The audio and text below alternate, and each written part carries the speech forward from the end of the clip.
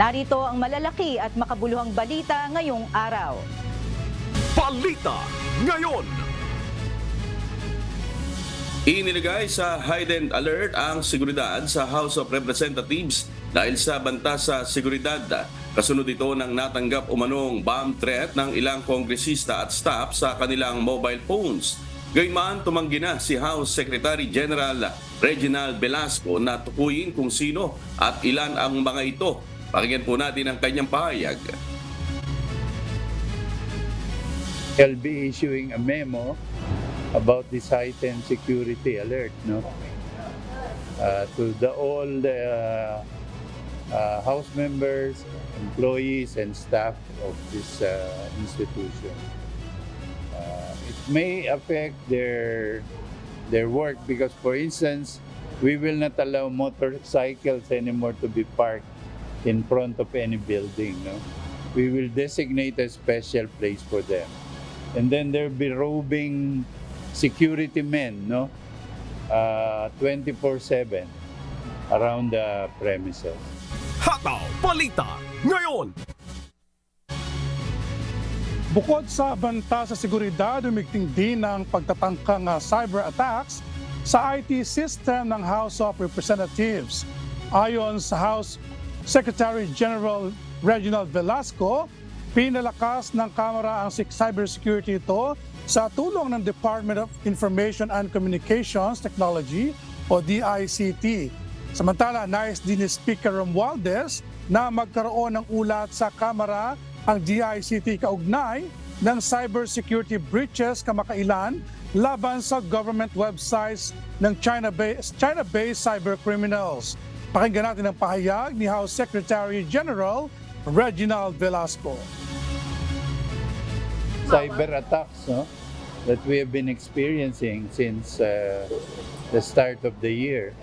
According to our IT staff, 1 million of attempts to hack our IT system.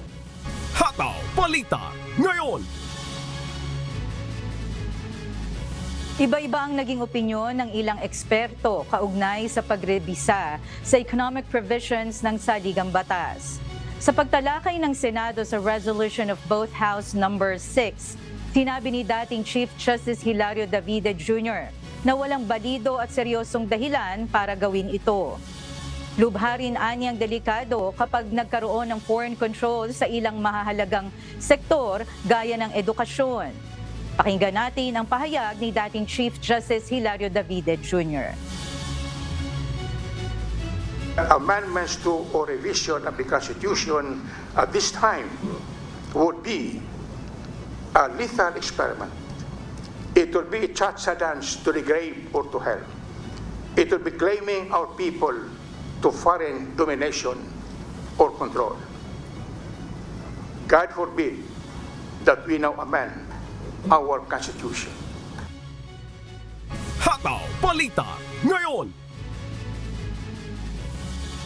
Ipinagtanggol ng mga kongresista ang integridad ng Kamara sa gitna ng mga kontrobersya sa People's Initiative Campaign sa pamamagitan ng pagpasa ng isang resolusyon.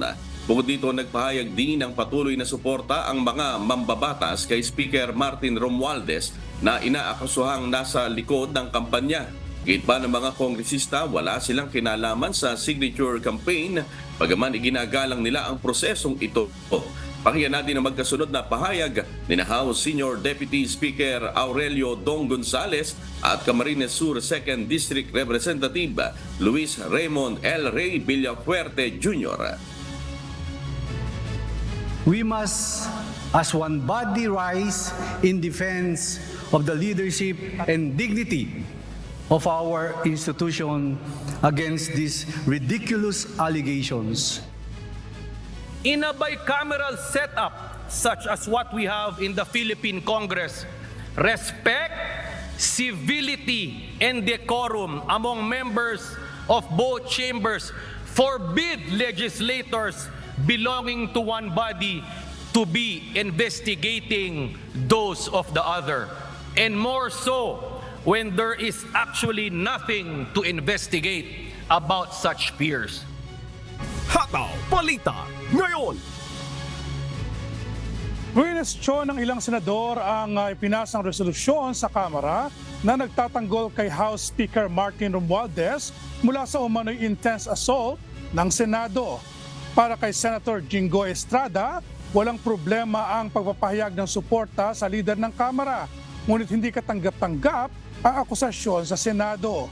Para naman kay Senate Minority Leader Aquilino Coco Pimentel, dapat nang tingnan kung kailangan ng magkaroon ng masinsinang dialogo sa pagitan ng dalawang kapulungan ng Kongreso. Pakinggan natin ang magkasunod na pahayag ni Senators Jinggoy Estrada at Coco Pimentel. This resolution is an affront to the Senate as an institution, Mr. President. Nakakalungkot that the House, our co-equal body here in the legislative branch, has accused us of practices which they are doing in the very same accusatory document, Mr. President. So ano ba talaga ang gusto nila? So siguro the leadership siguro of the two houses must have a dialogue. Hataw Balita Ngayon. Inakusahan ni Cagayan Economic Zone Authority Administrator and CEO Katrina Ponce Enrile si dating Communications Secretary Martin Andanar ng umano'y pagpopondo sa mga vlogger na kalaban ng administrasyon ni Pangulong Ferdinand Marcos Jr. Sa isang talumpati, sinabi nito na sinusuportahan umano ng mamamahayag ang mga propagandang ipinalalaganap ng mga anti-Marcos Jr. vlogger.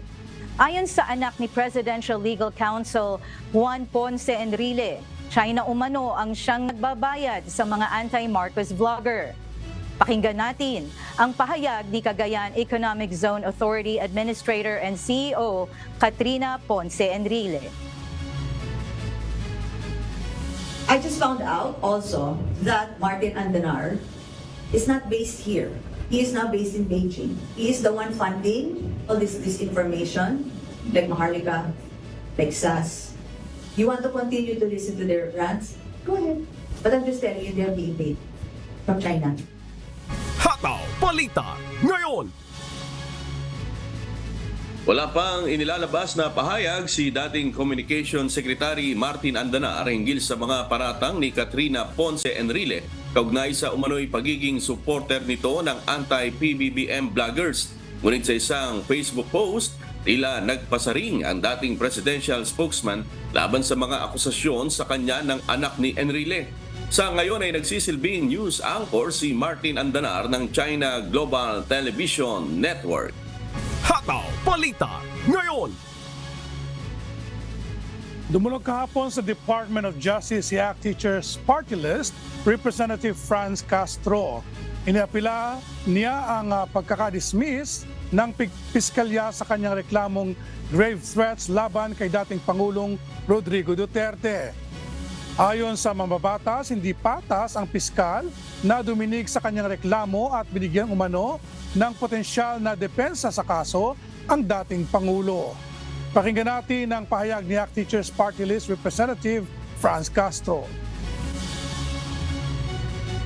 Nakita ko talaga na napaka-unfair noong naging desisyon. No, hindi man lang binayaan muna na magkaroon ng trial para makita natin talaga yung katotohanan. Hataw Balita Ngayon.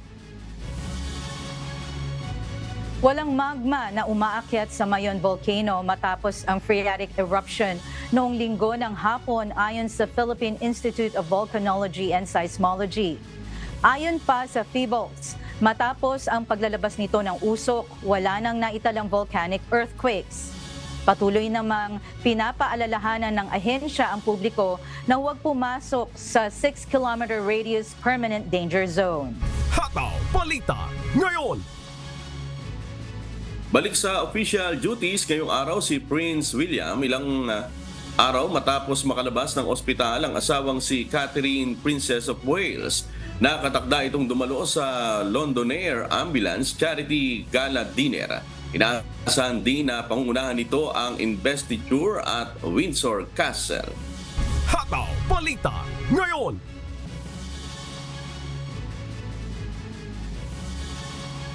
Oy, kumusta na Amiel at Bebs? Amigo, first time natin magkakasama kayo sa ating bagong programang Hataw Balita ngayon at excited kami syempre dahil marami tayong mga pumahataw na balita dyan sa Pilipinas at marami din tayong mga tagapanood na inaabangan din talaga, lalo na yung isa sa mainit na pinag-uusapan yan ngayon sa Pilipinas, amigo. Oo, ito ngang supporter ng anti-PBBM vloggers nga na ipinupunto dito kay dating Communications Secretary Martin Andanar na inaakusahan ng umano'y pagpupondo nga sa anti-PBBM vloggers. Alam naman natin yung mga vlogger, mga influencer, malaki ang nagagawa niyan pero kung gagamitin at kung sakali na yun totoo na nagagamit sila laban sa ating Pangulo, hindi maganda, Bebs at Amiel. Oo, amigo at Amiel, nakita na rin naman natin sa kasaysayan yung epekto ng mga propaganda, di ba? At marami din sa mga manonood din sa mga kung ano-anong mga influencers at mga vlogs na nakikita natin online. Hindi naman talaga nila vine-verify yung mga information. Kaya talagang nakakabahala yan at lalo na against pa sa ating gobyerno, di ba, amigo at Amiel? Pag na-share na yan ng multiple times, para nagiging totoo na. Kaya sa ating mga kasambahay, dapat mag-ingat talaga bago natin i-share yung information para maiwas tayo sa fake news, amigo and Bear. Oo, at hindi natin maiaalis na parang iniugnay nga kasi dating Communication Secretary kasi itong si Secretary Martin Andanar doon sa panahon ni dating Pangulong Rodrigo Duterte na kamakailan nga ay nagkaroon ng mga maanghang na salita at laban dito sa ating Pangulo. At kahapon nga naging laman din ng ating balita yung naging mensahe naman at paglilinaw ni Davao City Mayor Baste Duterte na siya ay humihingi ng paumanhin hindi sa Pangulo kundi kay Senator Amy Marcos na kapatid ng ating presidente, Amiel at Benz. Sana kung naman yung mga gulo na sa Pilipinas ay huwag maapektuhan yung ating ekonomiya dahil isa talaga yung sa kinababahala rin ng mga eksperto, amigo and Bev, dahil malaki ang impact nitong gulo sa politika, sa ekonomiya ng ating bansa at ang kawawa rin talaga yung ating mga kababayang Pilipino.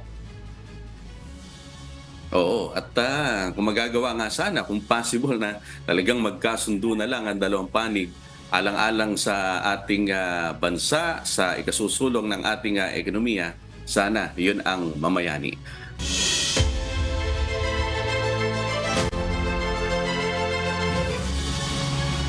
Bad news po para sa ating mga motorista dahil ipatutupad na po ng mga kumpanya ng langis ang oil price hike ngayong araw po ng Martes, February 6. Base sa anunsyo ng mga oil company, tataas ng piso at 50 sentimos ang presyo ng kada litro ng diesel.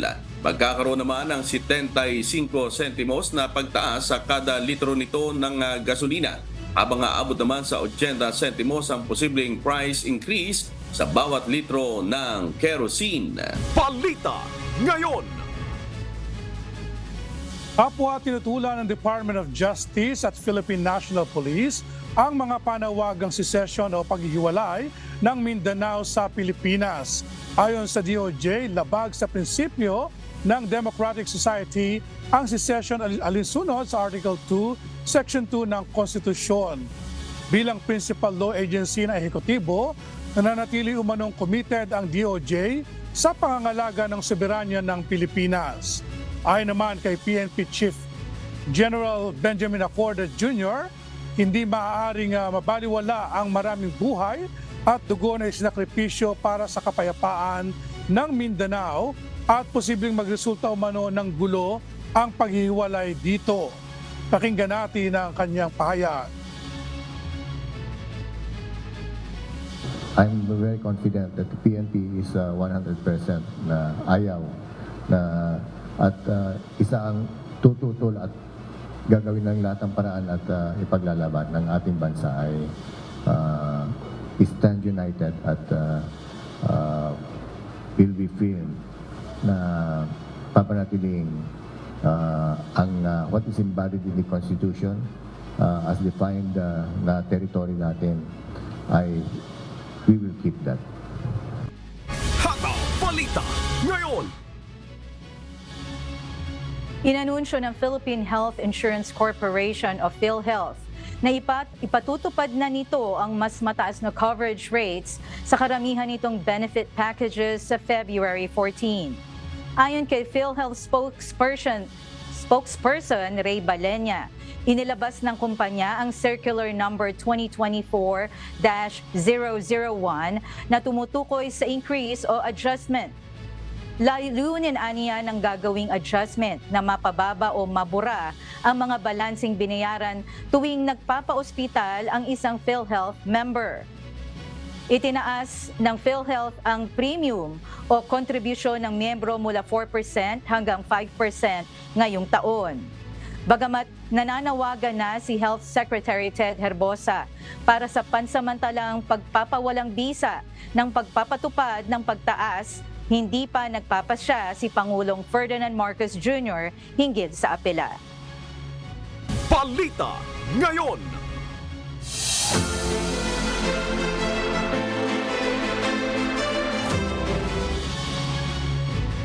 Nananawagan ngayon ng tulong sa national government ang mga lokal na pamahalaan sa matinding naapektuhan ng mga pagbaha at landslide sa Davao Region. Sa probinsya ng Davao de Oro, hindi na sapat ang mga naka-standby na relief supplies dahil na ipamahagi na ang iba sa mga ito ng manalasa ang shear line noong Enero. Pakinggan natin ang pahayag ni Davao de Oro 1st District Representative Maricar Zamora. Ang problem natin is hindi ito sapat kasi nga ang unang basis natin dun sa pagbigay ng food packs are only those who are directly affected. Pero marami tayong indirectly affected na kababayan na kailangan din ng food packs. Ganito rin ang sitwasyon sa probinsya ng Davao del Norte na paubos na ang Calamity Fund. Sa Davao Oriental, tumulong ng SIA Assets sa paghahatid ng relief goods. Itong Lunes, February 5, isinakay sa Philippine Coast Guard vessel na BRP Suluwa ng relief supplies galing sa Port of Mati papunta sa Barangay Luban at Bangka sa Mati City, Davao Oriental. Ang Naval Forces Eastern Mindanao ginamit na ang BRP Tagbanwa upang maipaabot ang nasa 19,000 na food packs sa mga residente ng Gobernador Generoso at Mati City. Sa huling tala, umabot na sa 129,466 na mga pamilya ang apektado ng mga pagbaha at landslide sa Davao Region. Umabot naman sa 13 ang mga nasawi sa Davao de Oro habang 8 sa Davao del Norte. Balita ngayon. Walang nakikitang indikasyon sa ngayon ng PHIVOLCS para itaas ang alert level sa Mayon Volcano. Paliwanag ng ahensya, inaasahang mauulit pa ang phreatic eruptions na nangyari kahapon. Si Jerry Galicia humahataw live! Hataw Balita ngayon. Jerry, bakit hindi itataas ng PHIVOLCS ang alert level matapos ang nangyaring aktibidad ng Mayon Volcano kahapon? Yes, Amiel. Good morning. Sinabi ni PHIVOLCS Senior Science Research Specialist Dr. Paul Alanis na expected na ang ganitong sitwasyon ng aktibidad ng bulkan na nanggaling sa isang malaking pagsabog. Nananatili pa rin sa alert level 2 ang antas ng aktibidad ng bulkan Mayon kahit muli itong nagkaroon ng phreatic eruption itong linggo February 4. Sa ngayon, hindi pa nakikita ng PHIVOLCS ng pagtaas ng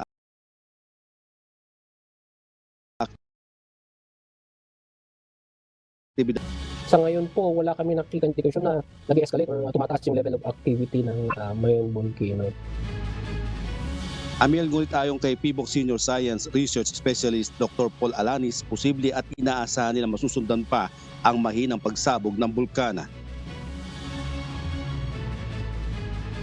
Itong phreatic eruption po na nangyari was, ano po yan, expected po yung mga ganyang phenomena, especially coming from recent na eruption pa lamang ngayon.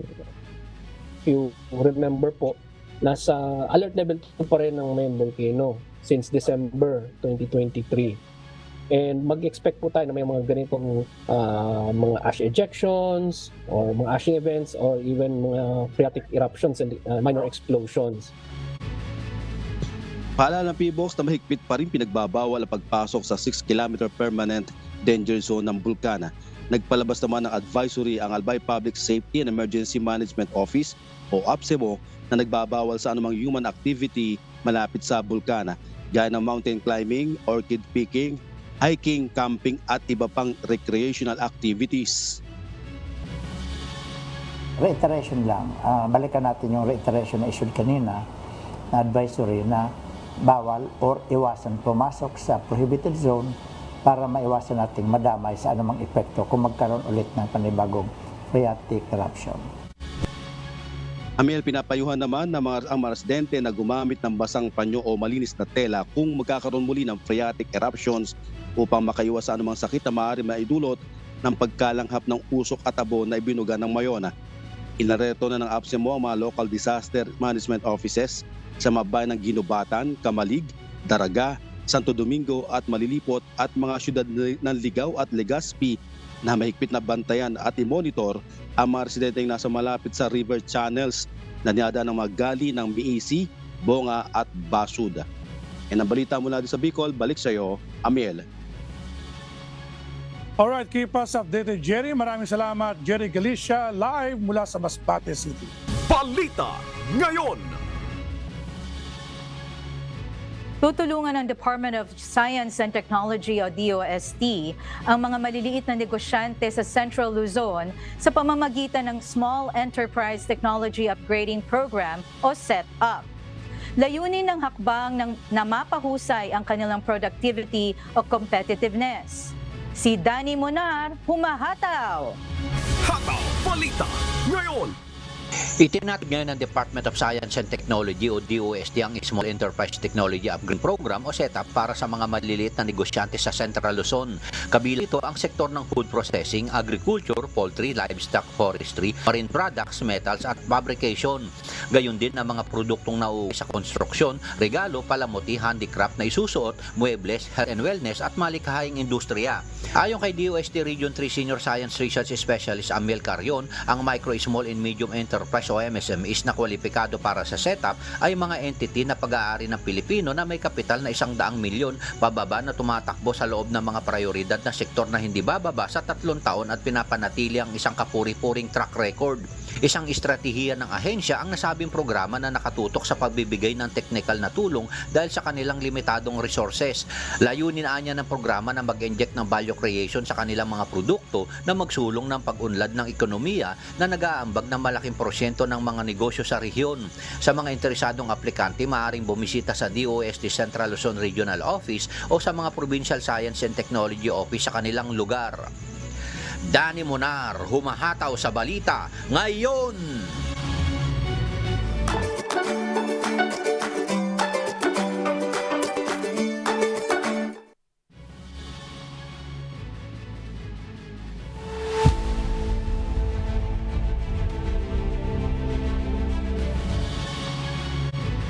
Maaaring masisi si United Kingdom Prime Minister Rishi Sunak sa nangyaring Clapham chemical attack.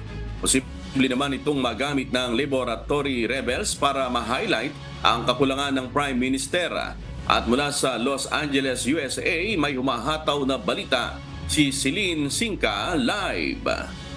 Hataw Balita ngayon. Celine, bakit sinisisi si Prime Minister Sunak sa nangyaring chemical attack, Celine? Amigo, sinasabi ng Labor na ang pagkukulang ng Home Office at ang sirang asylum system ang dahilan kung bakit naging suspect ang isang Afghan asylum seeker. Nangyari insidente sa Clapham, South London kung saan 12 tao ang nasaktan sa pag-atake sa isang babae at 2 bata gamit ang isang alkaline chemical. Nais naman ng Tory plotters na mabakante ang posisyon ng Prime Minister, kaya nais nilang maipakita ang kakulangan ng opisina ni PM Sunak. Sinabi ng Home Office na hindi sila responsable sa mga pagkakamali at sa mga questionable desisyon na independent tribunal. Tutol din ang labor sa illegal migration bill na gagamitin sana ng gobyerno para mapigilan ang sinumang illegal na nagtatagal sa bansa.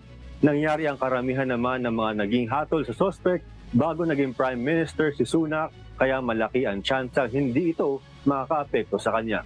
Balik sa iyo, Nico. Klein, ayun si Klein. Kamusta naman yung isinasagawang manhunt?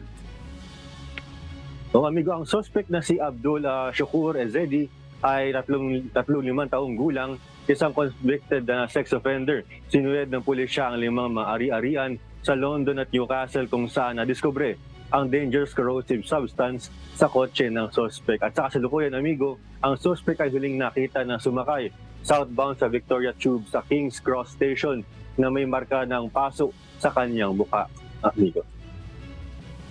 Alright, maraming salamat, Klein Sinka mula sa Los Angeles, USA. Balita ngayon.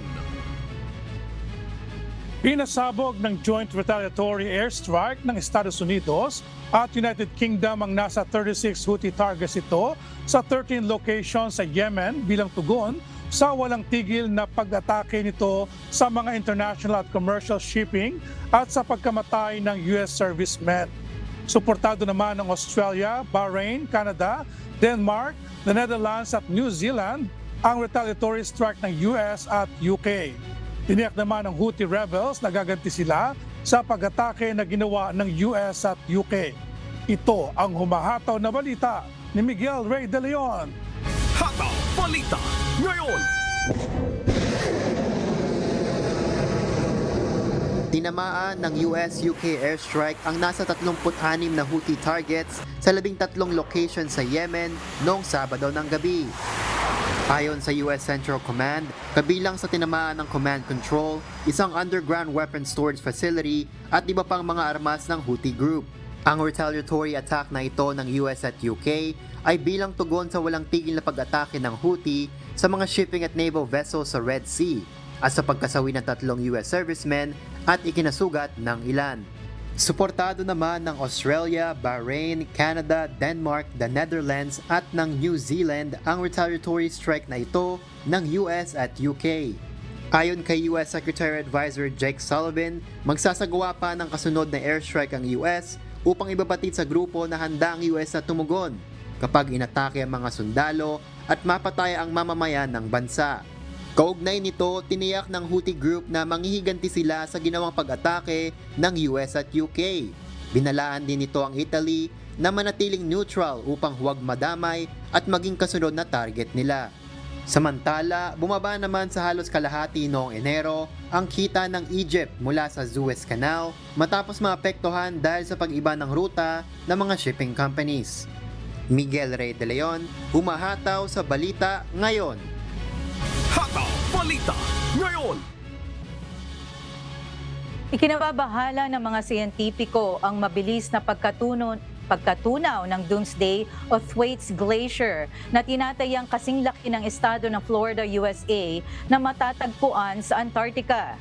Ayon sa 2 pag-aaral na isinagawa ng British Antarctic Survey, ang pagtagos ng mataas na temperatura ng tubig dagat mula sa ilalim ng glacier ang sanhi ng mabilis na pagkatunaw nito kaysa inaasahan bunga ng patuloy na pagtaas ng global temperatures. Ayon sa mga eksperto, kapag lubos na natunaw ang Doomsday Glacier, maaaring magdulot din ito ng pagkatunaw ng malaking bahagi ng West Antarctic ice sheet at tumaas hanggang 10 feet ang sea levels na maaaring magpalubog sa maraming coastal areas, islands at mga syudad. Kasabay nito, maaari rin itong magdulot ng pagkasira ng farmlands dahil sa mataas na konsentrasyon ng asin sa tubig dagat. Balita ngayon. Nagkabanggaan ng pulisya at mga rallyista matapos maipagpaliban ng halalan sa Senegal. Humihiling ng bagong petsa at transparent na halalan ang international community matapos ipahayag ng Pangulo ang indefinite delay nito. Ito ang humahataw na balita ni Erica Luzon. Hataw Balita ngayon. Inilatag ng pulisya sa Dakar, ang kabisera ng Senegal, ang mahigpit na seguridad matapos ihayag ni Pangulong Macky Sall ang pagpapaliban ng halala ng pagkapangulo. Naaresto ang isang matataas na opisyal ng oposisyon matapos ang pagpapahayag na ito. Nagkaroon ng malawakang pagkilos ang mga taga-suporta ng oposisyon sa mga kalye ng Dakar bilang pagtugon sa pagpapaliban ng halalan. Naging marahas ang sagupaan sa pagitan ng pulisya at mga taga-suporta ng oposisyon. Naging sentro rin ng tensyon ng isang rotonda sa Dakar kung saan nagtipo ng mga taga-suporta ng oposisyon. Binanggit ng France at European Union ang kanilang pag-aalala at nanawagan sa katiyakan at kasiguraduhan sa bansa. Ang mga pag-aaral ay nagpapahiwatig na ang bansa ay nasa isang krisis sa demokrasya. Patuloy na ipinapakita ng mga mamamayan ng Senegal ang determinasyon at pagkakaisa sa pagtatanggol ng kanilang mga karapatan. Umaasa ang mga taga-suporta ng oposisyon at mga pandaigdigang organisasyon sa agarang pagtugon mula sa pamahalaan upang maibalik ang katiyakan at kaayusan sa bansa. Mahalagang magkaroon ng malaya at patas na halalan upang mapanatili ang demokrasya at magpatuloy ang pag-unlad ng Senegal.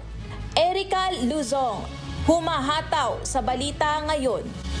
Hataw Balita ngayon. Pinalawig pa ng 2 taon ng pagbabawal ng pamahalaan ng Canada sa mga dayuhan na magmay-ari ng bahay sa bansa. Layo ng naturang hakbang na maiwasang umabot sa napakataas na presyo ang pabahay para sa mga Canadians. Mula sa Ottawa, Ontario, Canada, may humahataw na balita si Charles Corpus live. Hataw Balita ngayon. Hello Charles, ano ba yung sinasabing dahilan ng pamahalaan sa pagpapalawig ng foreign ownership ban ng mga pabahay dyan sa Canada? Yes, Amiel, sa mahabang panahon tumatanggap ang Canada ng foreign investors upang bumili ng residential real estate sa bansa.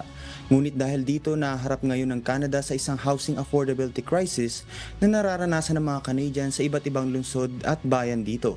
Ayon sa Canadian government, nagdudulot ng malaking pangamba na hindi makabibili ang Canadians ng bahay sa sariling bansa dulot ng mabilis sa pagtaas ng presyo nito. Ang pagdagsa ng migrants at international students, dagdag pa ang patuloy na pagtaas ng construction cost, ang ilan din sa mga dahilan kung kaya mas lalong humihirap ang pagbili ng bahay sa Canada. Bunga nito, pinapalawig pa ng 2 taon ang pagbabawal sa mga dayuhan na makabili ng bahay ng Canada.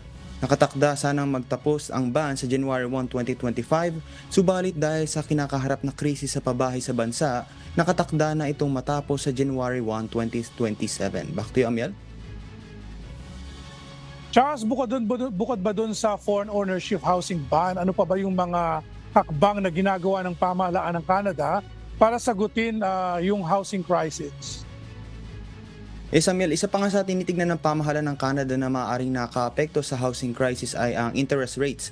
Pero ayon sa gobernador ng Bangko ng Canada na si Tiff Macklem, hindi malulutas ng interest rates ang krisis sa pabahay dahil ang pangunahing dahilan talaga nito ay ang kakulangan sa supply. Aniya, mataas ang housing inflation sa panahon ng low at high interest rates. Kaya dapat mas pagtuunan ng pamahalaan ang pag-increase ng supply ng pabahay at nagbabala sa mga patakaran na maaaring magpataas ang demand at magpalala nito. Sa ngayon, patuloy pa rin na hinuhold ng Bangko ng Canada ang key interest rate nito na 5% na hindi pa binabago mula ng Hulyo na nakaraang taon. At naghudyat na sinimula na nitong isaalang-alang ang timeline para sa pagbawas ng rate. Back to you, Amiel. Alright, salamat Charles Corpus live mula sa Ottawa, Ontario, Canada, kung saan ang average single family house unit ay mahigit 700,000 Canadian dollars as of December 2023. Balita ngayon. Hindi gagalawin ng Reserve Bank of Australia ang interest rate sa ikalawang araw ng kanilang meeting ngayong Martes, February 6. Ito ang prediksyon ng panel of financial experts ng comparison website na Finder at maging ng 3 malalaking bangko sa Australia. Ito ang humahataw na balita ni Danny Delieva. Hataw Balita ngayon. Mula 5.4% annual inflation rate increase noong September 2023 quarter, bumaba ang annual inflation rate sa Australia sa 4.1% sa pagtatapos ng December 2023 quarter. Ito ang pinakamaliit na annual increase sa inflation rate sa bansa sa loob ng halos 2 taon ayon sa Australian Bureau of Statistics o ABS. Bunsod nito, lumabas sa survey sa 27 financial experts ng Finder Comparison website na hindi itataas ng Reserve Bank of Australia o RBA ang interest rate mula sa kasalukuyang 4.35%. Inaasahan naman ngayong araw, iaanunsyo ng RBA ang hindi pagbabago sa interest rates sa bansa. Samantala, 3 state premiers ang nananawagan sa RBA na magbaba ng interest rate. Pahayag ni Queensland Premier Stephen Miles, maaari nang magbaba ng interest rate ang mga bangko at hindi kailangang hintayin ang deklarasyon ng RBA sa rate cut. Now that inflation has turned a corner, they should act just as quickly to cut rates as they did to increase rates. There is no rule that says the banks can't cut rates in advance of the RBA. Paniniwala naman ni Minister for Education, Jason Clare, lahat ng Australians ay umaasa sa pagbaba ng interest rate, subalit nangangahulugan ito na kailangan ding pababain ang inflation rate. Danny Delieva, humahataw sa balita ngayon. Hataw Balita ngayon. Nakabuo ng isang abot-kayang halagang headset ang isang team mula sa National University of Singapore. Inaasang magagamit ang nasabing imbensyon para tulungan ang mga visually impaired na makakita. Itong humahataw na balita ni Ara Dagdag. Hataw Balita ngayon. Isang bagong headset ang binuo ng isang team ng mga researchers sa National University of Singapore o NUS na naglalayong magbigay ng paningin sa mga visually impaired sa presyong hindi tataas sa 500 Singapore dollars o halos 21,000 pesos. Gumagana ang prototype na IC sa pamamagitan ng pagsusuri ng mga larawan gamit ang isang built-in camera at nagbibigay ng impormasyon sa user sa pamamagitan ng verbal prompt. Ayon sa lead researcher ng IC na si Associate Professor Suranga Nanayakara, gumagamit ito ng assistive augmentation technology kung saan maaaring maabot ng user ang kanyang full potential sa kabila ng kanyang kapansanan. Ang IC ay isang compact device na isinusuot sa ulo at nagbibigay daan sa mga user na matukoy ang isang bagay sa pamamagitan ng pagkuha ng larawan sa mga feature nito gaya ng text at logo. Gamit ang isang built-in camera, pagkatapos nito ay ipe-process ng artificial intelligence ang imahe gamit ang large language models tulad ng ChatGPT 4.0. Inaasahan na magkakahalaga ito ng 10 beses na mas mura kaysa sa kasalukuyang assistive tools na nasa merkado ngayon. Ara Dagdag, humahataw sa balita ngayon.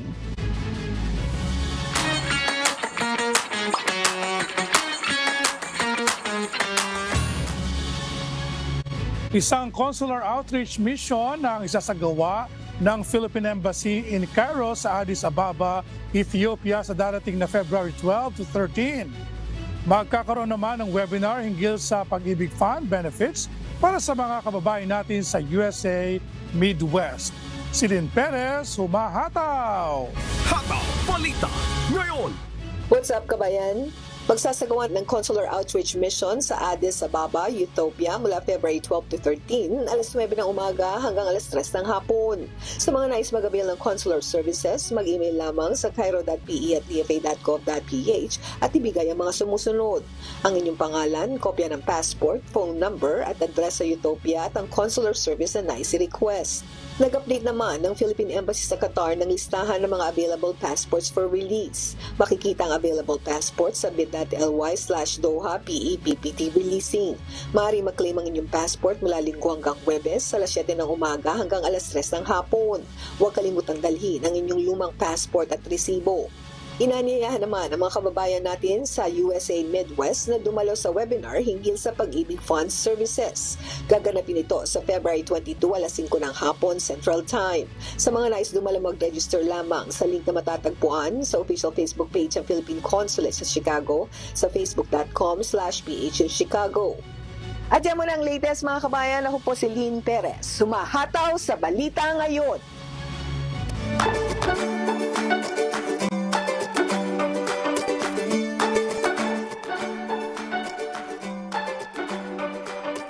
Mayaman sa makapigil hiningang tanawin ang islang kilala sa tawag na Gigantes sa Carles, Iloilo.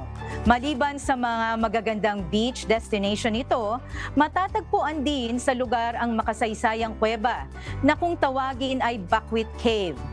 Si Era Pedregosa may patikim.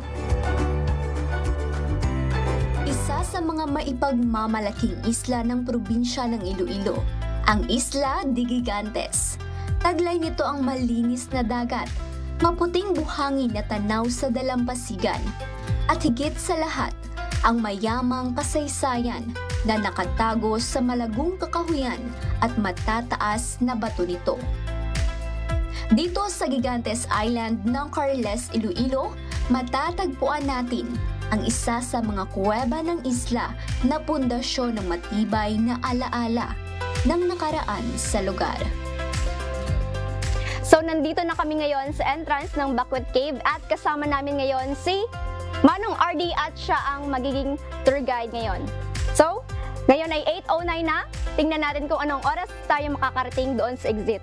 Tara! Pagdating sa loob ng kuweba, makikita mo ang mga nagagandahang rock formation tulad ng stalagmites at stalactites na daan-daang taon ang lumipas bago mabuo. May nakita rin kaming mga buto ng tao sa loob ng lugar. Speaking of buto, ayon daw sa ilang locals dito, sa mga kuweba ng isla noon natagpuan ang mga kabaong na may malalaking buto ng tao na pinaniniwala ang buto ng mga higante, kaya tinawag itong Isla de Gigantes. Naging taguan o proteksyon rin umano ang kuwebang ito ng mga tao laban sa mga Hapon noong digmaan. At hanggang ngayon, ito ang kanilang takbuhan o evacuation area tuwing may mga bagyo sa isla. Tinawag din itong Buckwheat na hango sa salitang evacuate o evacuation area, kung saan makikita ang napakalawak na lugar sa loob ng kuwebang ito. Kung nakikita nyo, napakalawak ang kuwebang ito. Dahil kung titingnan mo sa labas, hindi mo akalain na ganito kalaki sa loob. Para sa mga gustong mag-explore rito, kinakailangan magdala ng flashlight, tubig, iwasang magdala ng mabibigat na gamit, at kailangang may tour guide upang hindi maligaw at may alalay sa daanan at mga delikadong parte ng kuweba. Nasa 45 minutes ang lumipas bago kami nakarating sa exit ng kuweba, kung saan naman makikita ang puno ng balete tree na nagsisilbing lookout ng mga lokal noon sa mga kaaway na paparating. Ayon nga sa kasabihan, the best views comes after the hardest climb. Dahil sa ibabaw naman ito ay makikita mo ang palibot ng Isla de Gigantes. Mahiwaga, kay gandang tunay. Era Pedregosa, humahataw sa Balita Ngayon. Hataw Balita Ngayon. Lumikha ng kasaysayan ng American pop superstar na si Taylor Swift bilang kauna-unahang artist na nagwagi ng 4 consecutive years bilang Album of the Year sa loob ng 66 na taon ng prestihiyosong Grammy Awards. Naiwi naman ng American singer-songwriter at actress na si Miley Cyrus ang kanyang kauna-unahang panalo. Samantala, sorpresa namang dumalo sa event ang mega pop diva na si Celine Dion bilang Grammy presenter sa gitna ng kanyang karamdaman. Si Joan Nano humahataw! Hataw Balita Ngayon.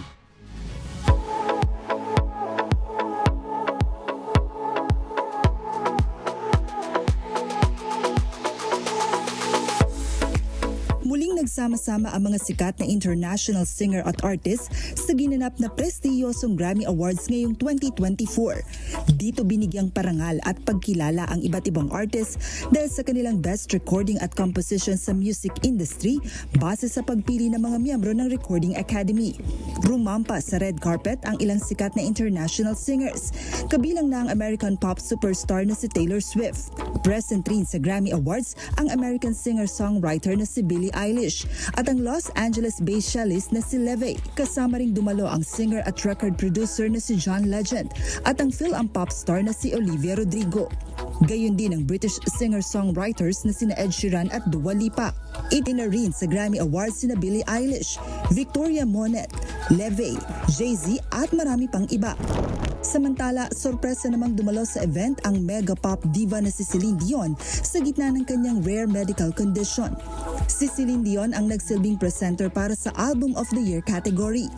Labis naman ang sayang naramdaman ng mega pop diva sa kanyang pagdalo sa Grammy ang paglalabas ng isang documentary kung saan itatampok ang storya ng kanyang buhay at career sa gitna ng pakikipaglaban sa sakit na stiff person syndrome kung saan apektado ang kanyang nervous system.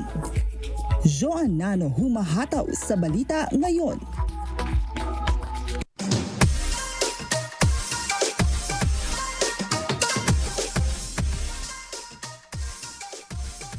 Hindi natin makalilimutan ang pinakaabangan nating lahat.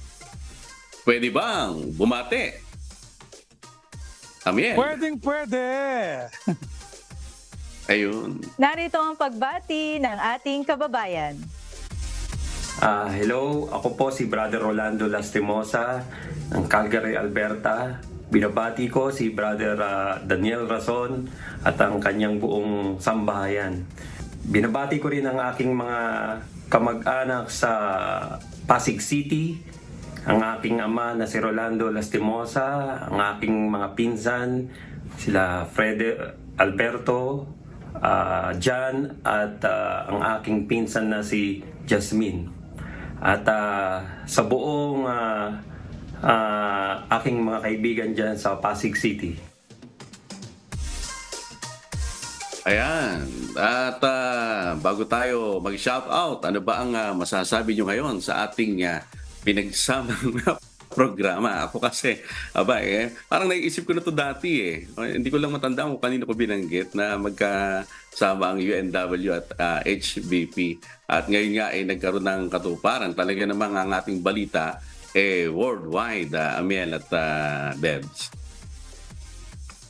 Nakakatuwa ang response ng ating mga kasambahay, lalo na yung ating unang airing kahapon. Talagang maraming nag-aabang at kanina rin habang tayo ay nagsisimula, marami rin mga bagong taga-subaybay ang ating bagong programa na which is talaga namang sabi mo nga amigo, nagkakaroon tayo ng transition . So parang talagang magkasama yung ating balita at ngayon ay mas marami na rin kaming na talagang napapanood at natutunghayang balita. Hindi lang sa iba't ibang panig ng mundo, maging lalo na dyan sa ating bansa sa Pilipinas.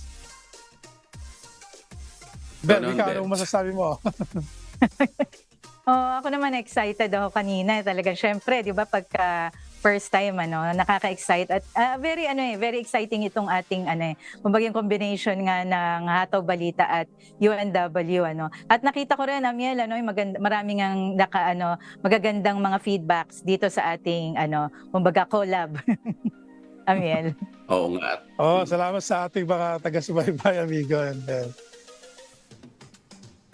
Alright, patuloy po namin kayong inaanyahan sa nagpapatuloy na mass indoctrination ng MCGI. Day 7 na po tayo, mamayang 7 p.m.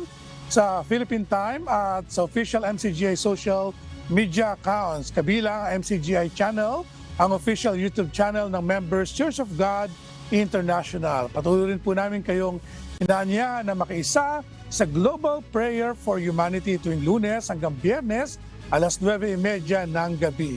Ito po ay nakastream ng live sa lahat ng MCGI social media accounts. Ang Global Prayer for Humanity ay bukas po sa lahat, anuman ang inyong relihiyon at online. Mga kasangbahay, kung meron kayong hindi napanood na balita o nais nyo muling tunghayan, ang Hataw Balita ngayon, maaari nyo po itong balikan sa aming mga official social media account. I-like at i-follow lamang ang UNTV News and Rescue Facebook, Instagram at TikTok. I-click din ang subscribe button sa UNTV News and Rescue YouTube channel. Mapapanood nyo rin po rito ang iba pang news programs ng UNTV, pati na ang iba pang video, nag-iisang public service channel.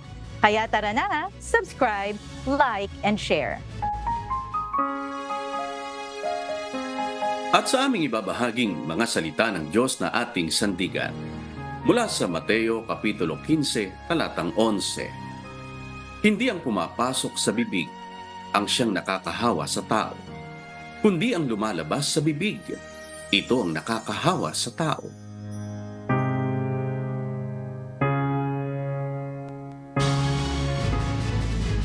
At yan pong mga humahataw na balita ngayong umaga ng Martes, ika-6 sa buwan ng Pebrero 2024. Sa ngalan po ng lahat ng bumubuo ng UNTV News and Rescue, UNTV Radyo La Verdad 1350 at ng ating mga correspondent mula Luzon, Visayas at Mindanao. Ako po inyong amigo, Sherwin Pulubong.